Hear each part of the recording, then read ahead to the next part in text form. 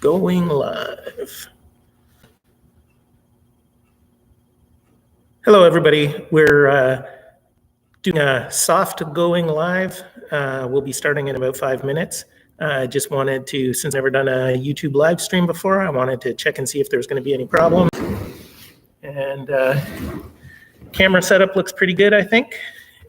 So yeah, we will wait until 1:30 to actually start, but I can answer questions or stuff like that in the meantime. Although I may end up then repeating the information at the beginning of the official stream. Just do a sound check as you walk away. Sure. I'm just going to do a sound check. I'm going to walk away over to here. I plan to be doing most of my demonstrations from over here, so hopefully everybody can hear me okay from here. If not, let me know. Matthew says thumbs up.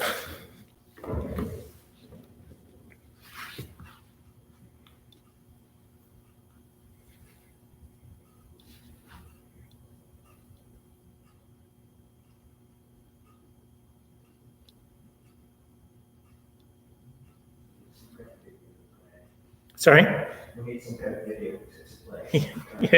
Yes. Some elevator music going would entertain everybody.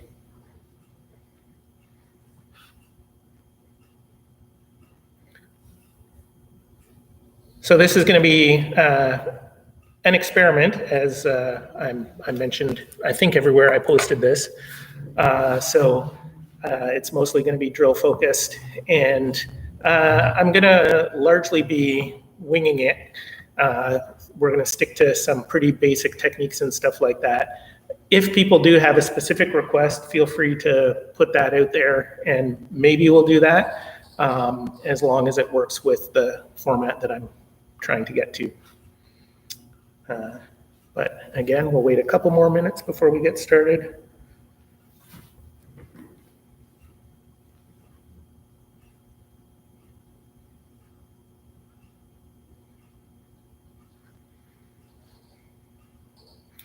Just so everybody knows, Matthew is here at the sorter hall. We are keeping physically distance from each other. He's actually way over at the desk.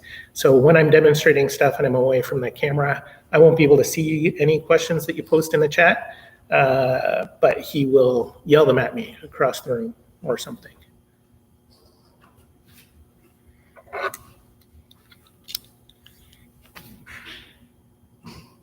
Question about auto-generated. No, I don't know how to turn on auto-generated captions. Sorry, there was a question, do we have auto-generated captions enabled on our videos? And this is all pretty new for me. I'll try and look into that, but I don't think that's turned on.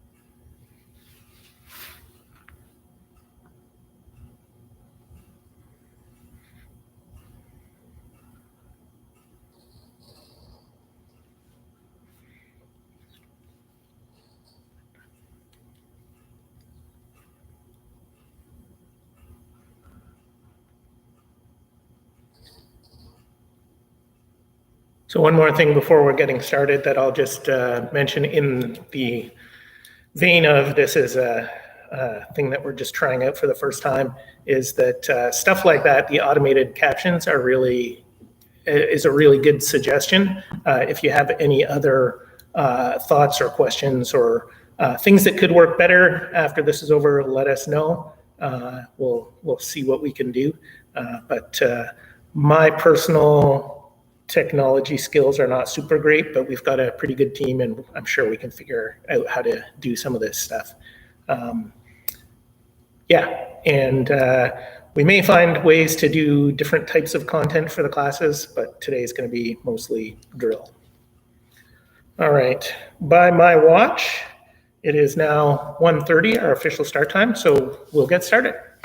So welcome to the first online Ottawa Swordplay Drill class. I hope that this is useful for you. I'm going to talk a little bit about how this is going to work. As I said in the chat thing before, for future classes, if we're doing this regularly, we'll try and post in advance what people should have or can use or whatever for the classes. We are going to be focusing on longsword-based drill today. I realize that when you're working from home, it's not necessarily easy if you don't have your own sword, and also if you have limitations in the space that you are working in. So I'm going to start by talking about a few ideas about things that we can work with.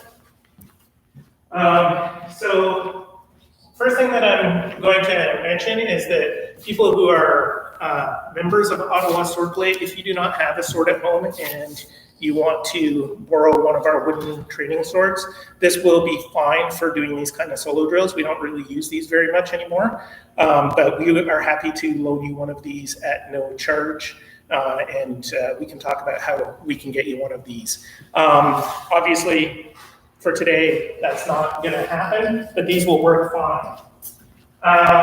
Also, if you don't have a sword, any kind of stick, so this is just a wooden dowel that I have. This is a broom handle. It's actually a little bit longer than a sword, so it will work okay, but it does have extra considerations in terms of if you've got a low ceiling, you need to be aware of that. The other thing about sticks and broom handles and stuff like that is that you just have to know what the edge is supposed to be, or maybe put a piece of tape on it to designate an edge, because we do a lot of stuff looking at the edge versus the flat of the sword. So truthfully, something like a meter stick, which I don't have one of here, would be better because it has a distinct edge and flat surface. Today, I'm going to be mostly working with my Kriegsmesser because it has a distinct long and short edge. Hopefully you'll be able to see that most of the time, as well as the nagel and all of that. So it'll make it easier to tell what I'm doing a lot of the time. Everything that we are doing is for the longsword, but of course works with sword in one hand, Grossmesser, or a similar thing to that. So you can do all of these things one-handed as well. And then the other thing that I'll mention, if you are lucky enough to have a Grossmesser with a longer handle, even though this is designed for one-handed use, I can use this in two hands. Because the blade is shorter, I'm not as likely to hit the ceiling with that. So that's an important factor as well. And I'll talk a little bit more about considerations for that as we move forward. All right, so today we're going to be mostly drilling fairly straightforward strikes, and we're going to be doing them with passing steps. So I'm going to start out with a simple exercise that we do often at the beginning of class. So I'm going to start with my feet about shoulder width apart, evenly balanced like this. And I'm going to try and balance my weight on the balls of my feet so that my weight is evenly distributed and I'm not sitting on my heels. And then I'm going to rotate on the balls of my feet over to one side, and then I'm going to go back the other way. Now, depending upon what kind of shoes you're wearing and what kind of floor you have, this may be trickier to do, but we do want to be able to rotate on the balls of our feet if we can. Funnily enough, I had a question from somebody earlier this week about what kind of shoes you should wear for sword fighting, and it really depends upon what kind of surface you're interacting with. So I'm wearing late running shoes, and I'm on a painted wooden floor. I'm not going to slip very easily on these, but I can easily turn my feet. So starting from the middle, I'm going to turn to my left, and then back to the right, and then left and right. 3, 4, 5, 6, 7, 8, 9, and 10. All right, so that you don't need to have a sword for, obviously. I guess I should have said that before. And it is just a precursor to what we're going to be doing with our feet in a little bit. Now, we're going to be starting from our shoulder guard, fontag, the tower we often call this. And I'm starting with my left foot forward, sword hand or upper hand at about the height of my cheek here, pointed slightly backwards. My front foot is pointed straight forward, more or less, and my back foot is pointed out to the side and forward like this. And my long edge, my leading edge is facing forward like so. Now, when we do our basic strike, the first thing that we want to do is move the sword. And we want to drive the sword forward mostly with our upper hand and let our second hand follow behind. And again, you may be working in a limited space, and particularly your ceiling may not be very high. We want to be aware of that. But remember, we should move our sword as though a string is pulling the tip directly to the target. So when I bring this forward, hopefully you can see I'm mostly moving in a straight line. I'm not doing a big circle like this that is going to knock out my chandeliers. I'm just moving forward. One other important thing for what we're about to do, we're going to do slow drill here. If you swing your sword fast and hard and then stop without moving forward, you can actually strain your muscles in the stop part of it. So go gently with this. If you have a soft pel that you are landing on, that can absorb the impact. Otherwise, though, the stopping action will strain your muscles. So without moving our feet at all, we're going to start at the shoulder, and I'm going to bring my sword across. Sorry, I do want to show this a couple of times head on, because I'm bringing my sword forward like this. So my point is pointed almost at my imaginary opponent's face, and my pommel is out here at my left at about hip height. And as you can see from here, my arms are extended but not locked. All right? So from the shoulder, 1, 2, 3, 4, 5, 6, 7, 8, 9, 10. All right, so that is our basic strike action off the shoulder, and I do like to practice that as a separate thing because that action should be completed and pull us into the next part of the motion. So we're going to now incorporate just the foot and hip rotation into this. So again, starting from my shoulder position, I'm going to bring my sword forward, rotate on the balls of my feet, and that will bring my point just a little bit more online. Then when I reset, I'm going to bring my sword back and rotate on the balls of my feet again to come back to my original stance. All right? So starting from here, sword forward, rotate. Sword back, rotate. 2, 3, 4, 5, 6, 7, 8, 9, 10. All right, so this is the first part of almost all of our strikes, and so far we're really just moving into Sprechfenster, the speaking window. From here, we're going to turn this into an Oberhau or Zornhau, just a strike or counter strike in our normal terminology we use for classes. So we're going to now add this step into this. And again, we don't want to go too fast. I will mention that at this point, when we take the step changes our muscle alignment and absorbs the energy from our strike. So we're not as likely to get a strain injury as when we're doing this with just standing. But we're still going to follow the same sequence. So sword forward, rotate, step forward. All right? And then from here, we're going to bring the sword back, rotate, step back. Sword forward, rotate, step, sword back, rotate, step. 3, 3, 4, 5, 6, 7,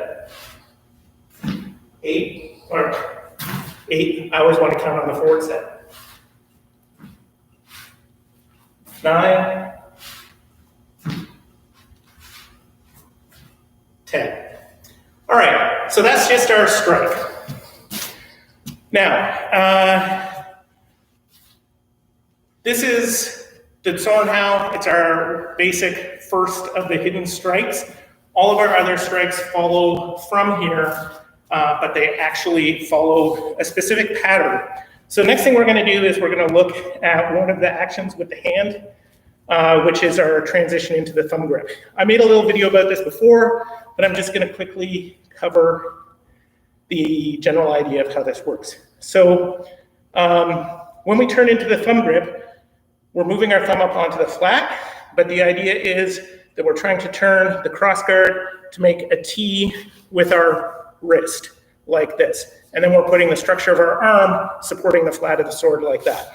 So when we're doing this with a weapon with two hands, we can use our left hand to turn the sword and shift our thumb up here like that. So we're going to do that 10 times with our sword in two hands. We can do this with a sword in one hand, absolutely. And in a minute, we're going to do it one-handed anyway. So starting with the two-handed version, turning to the flat, 1, 2, 3, 4, 5, 6, 7, 8, 9, 10. All right, so now I'm going to hold the sword in one hand, and we're going to do the same thing. Now, to assist, because I don't have the left hand here, I use the heel of my hand here to pop into the thumb grip. 1, 2, 3, 4, 5, 6, 7, 8, 9, 10. All right, so this thumb grip transition is part of what makes our hidden strikes be hidden. So we need to work that into the correct transition point. So we're gonna backtrack a little bit here. We're gonna start in our tower guard. I'm gonna face you for the first ones here. And what I'm gonna do is I'm gonna bring my sword forward like I'm starting that step, but I haven't rotated on the balls of my feet here. And then as I flip into the thumb grip, I'm gonna do that rotation, all right? Just there. So it's about that same time that we want that transition into the thumb grip to happen for most of our hidden strikes. And again, we're gonna do 10 of those. And we're gonna do them fairly slowly because we're not taking our set. So, sword forward, fit flip. 1, 2, 3, 4, 5, 6, 7, 8, 9, 10. All right, so this transition lets us go into our other hidden strikes, and depending upon how we move the sword and take our step, we will be doing a different strike. So our next one is going to be the Krumpau, the crooked strike. Also, the Wecker or Waker is what we usually call this. And this is the one that is like a windshield wiper. So we're going to start with our simple windshield wiper drill just in one hand. So hold your sword like this and down to the side, back up, down to the side. 1, 2, 3,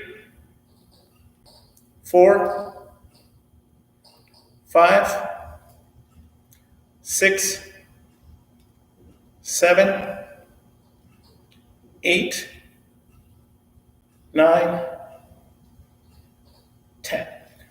All right, so now we're going to incorporate the first part of the waker into our steps. So starting from the tower guard, and I'll do the first one facing in, I'm going to bring my sword forward, flip into the thumb grip as I do that rotation, and then as I step forward, I'm going to shove the pommel across underneath my right hand like so. So my long edge is down, my short edge is up like that. All right? And then we're just going to reset, and we'll do that again.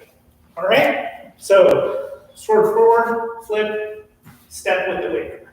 And reset. 2, 3,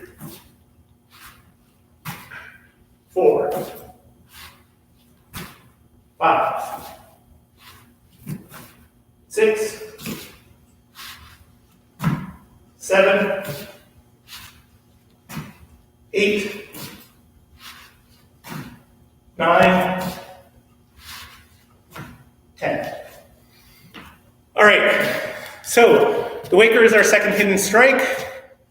It is the only one that is clearly a defensive action only, or with very few exceptions, it is not done as a hit to the person. It is mostly done against the blade. So we have a follow-up action, which I often describe as being like doing a second waker.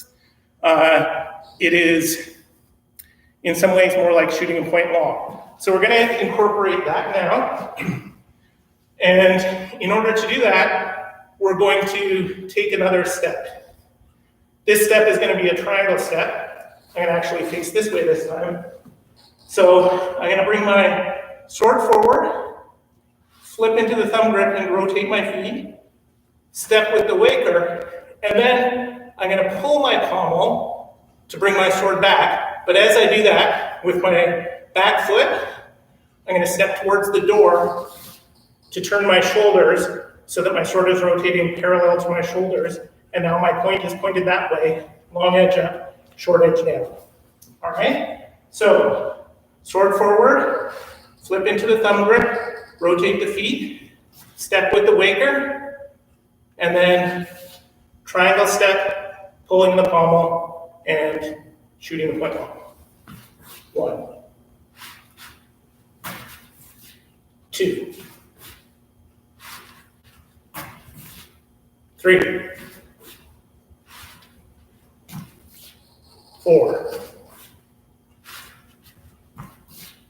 5, 6, 7, 8, 9, 10. All right, so that is our waker followed by a second waker. That's our second hidden strike. The first of the ones that I always say define us as a cube. So from here, we're going to move right on to our third hidden strike, the thwarter. That's Fairhow. So this is the one that operates like a helicopter propeller. And again, we're going to be using that thumb grip transition. However, starting from the shoulder, I'm bringing the sword forward. As I rotate on the balls of my feet, I switch into the thumb grip, and then I'm going to cut horizontally forward with the short edge as I step in. All right? But I'm going to, again, do that facing this way. So sword forward, rotate into the thumb grip, and thwarter. And then reset. 2, 3, 4, 5, 6, 7, 8, 9, 10. All right, now, the thwarter is often described as having a second thwarter done as a follow-up. And we have two ways to do this, but we're going to do the complicated, better way. So we're doing one to each side. We're gonna need to take a second step, but there's also gonna be a second foot rotation. This one though, we're gonna go right into the final form of it. And I'm gonna go this way again this time. So the first thing that I'm gonna do is bring my sword forward, rotate on the balls of my feet as I flip into the thumb grip, step with the cut. Then I'm gonna drop this hand back down and rotate on the balls of my feet again. And now I've come back to Sprechfenster. And now as I step forward, I'm doing a second quarter across. So we sometimes do this as just 2 above the head helicopter cuts, but I like the version where we come back to Sprechfenster better, so that's what we're gonna do. So forward, rotate, cut, Sprechfenster, rotate, cut. All right, so we'll start our count from here. 1.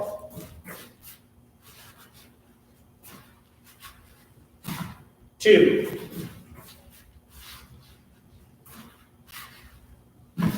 3.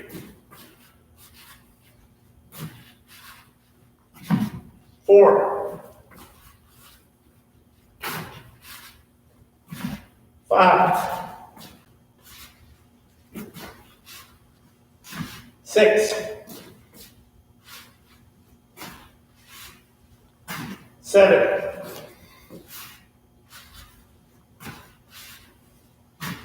8.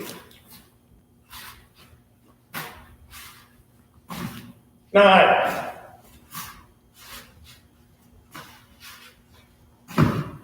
10. I have a request to slow it down a bit. That is a fair request. Sorry, I'm going to ask for clarification. Is it the pace of the drill or the pace of the explanation? So it is, we recommend slowing the parts down a bit. Action, pause, motion, pause, repeat is the specific. Okay. All right. I can do that. All right. So we've now done 3 of our 5 hidden strikes. Our fourth one, which we're going to do next, is simpler than either of these 2, but more difficult. And I often get people confused by the difference between simple and complicated and easy and difficult.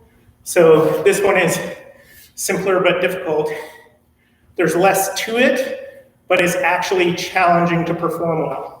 So this is the Sheelhau, the shielder, or the squinting strike it's often called. And this one, we don't have a secondary step. It's only ever described with 1 step. And in the sources, it's really just described on 1 side.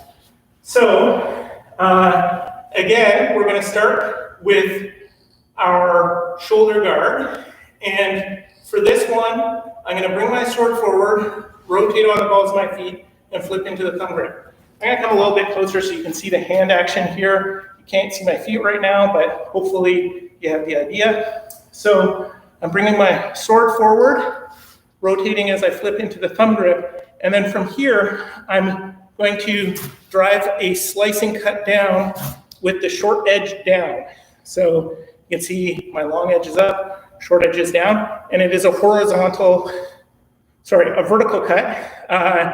And usually we drive the point at our imaginary opponent's shoulder. This side shoulder. We want to be coming all the way across the body and driving down onto their shoulder there. All right? So we're going to do that again. So sword forward, rotate on the balls of the feet, switch into the thumb grip, and then as we step, slice down and forward. Reset. Sword forward, rotate. There. 2. 3. 4. 5.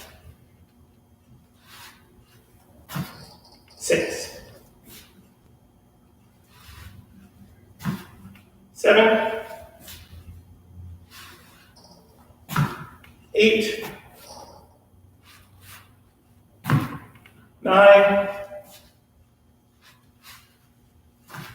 10. So that's our shielder or our shield hat. We only have one hidden strike left, and it's the part arc. This one is a little bit different because the hand action doesn't involve the thumb grip. So I'm going to come close here again because the hand position on this one is a little bit funny. But when I bring my sword forward, what I'm going to do is I'm going to lift up with my pommel, and I'm cutting down with my long edge. But I need to have a fairly loose grip, and I'm lifting from below to slice down. So we usually use this for Überlaufen. If somebody is attacking us low, we're trying to overreach high. Jude Leo also tells us that we can do the shielder for that, but this is the more common canonical one. So again, I'm showing it from this side. Here, I'm lifting up, and my left hand is actually going higher than my right hand, but I'm still cutting down with the long edge. So the other thing about this is, if they're attacking us low, we're not protecting our lower targets with the sword, which means we need to remove the lower targets by taking a step back. So, put the chair out of the way. So for this one, starting at my tower guard, I'm going to bring my sword forward, and I don't need to change into the thumb grip as I rotate onto the balls of my feet. All right? Having done that, though, as I lift the pommel here, I'm going to take a step back instead of a step forward. And I want to look between my hands, low down like that. All right? So, sword forward, rotate on the balls of the feet to bring the sword into the middle here, step back, and lift. All right? So we'll start our count. Sword forward, rotate, 1. Sword forward, rotate, 2. Sword forward, rotate, 3. Sword forward, rotate, 4. 5. 6. 7. 8. 9. 10. All right. So we've covered all of our 5 hidden strikes. By my watch, we're 2 minutes shy of the half-hour mark, which is what I originally set out to do. So I'm going to call that there. Sorry, I'm going to step back so my face is in the camera again. I hope that that was useful for you. I'm happy to look at other things going forward for similar lessons and stuff like that. And I'd love to get feedback on what we can do better and whether that was valuable for you. I'm going to stick around for at least a few minutes so I can answer more questions if anybody has them. Otherwise, we'll sign off shortly.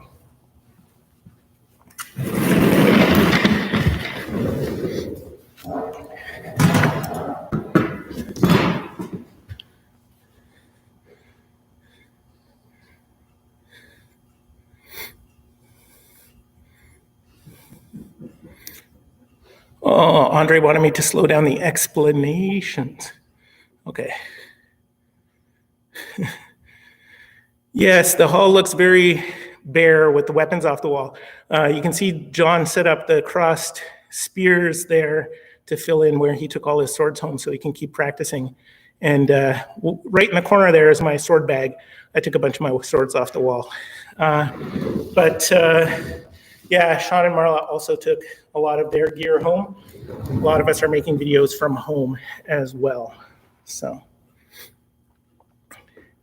is there anything that people would like me to cover in a future video that I didn't do today?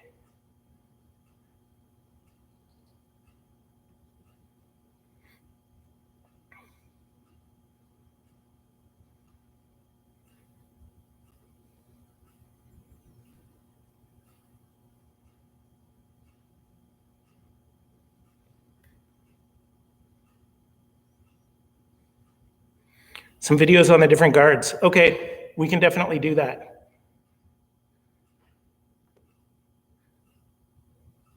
Swagger? I'm not sure.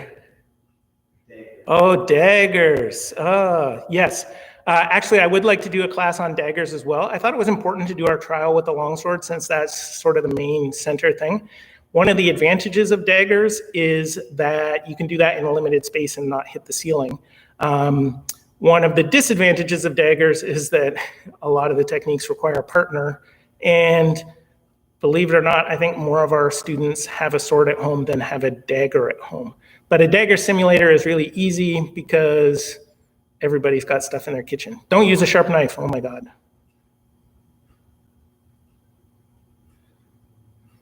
Oh, the Sheepfold Disarmed.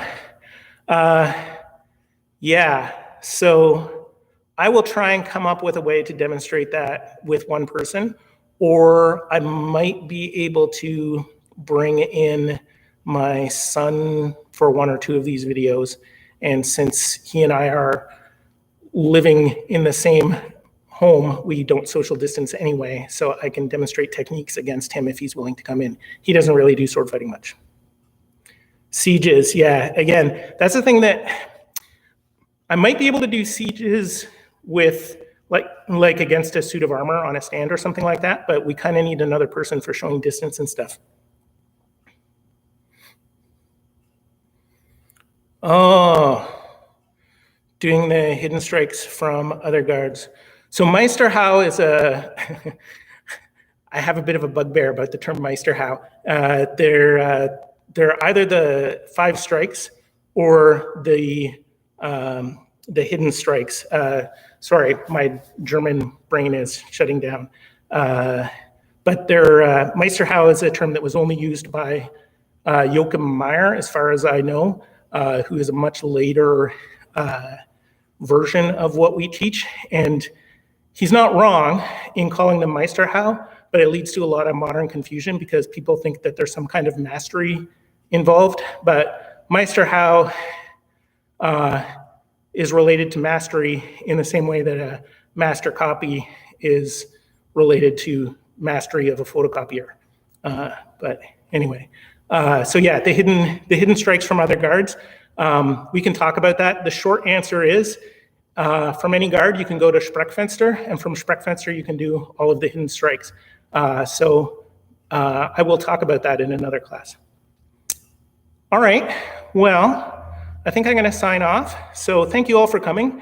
We'll probably put this up. We may edit out some of the dead air and stuff like that, but we'll probably throw this up on YouTube so that people can follow it better. Sword and buckler, I would love to do. I really like sword and buckler. We'll have to figure out how that will work in terms of a drill class. Yeah, and again, I'm open to doing other class formats.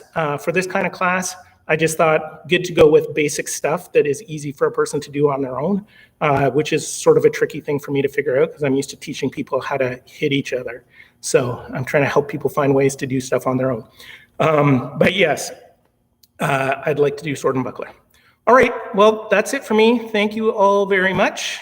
I'm gonna hit end stream.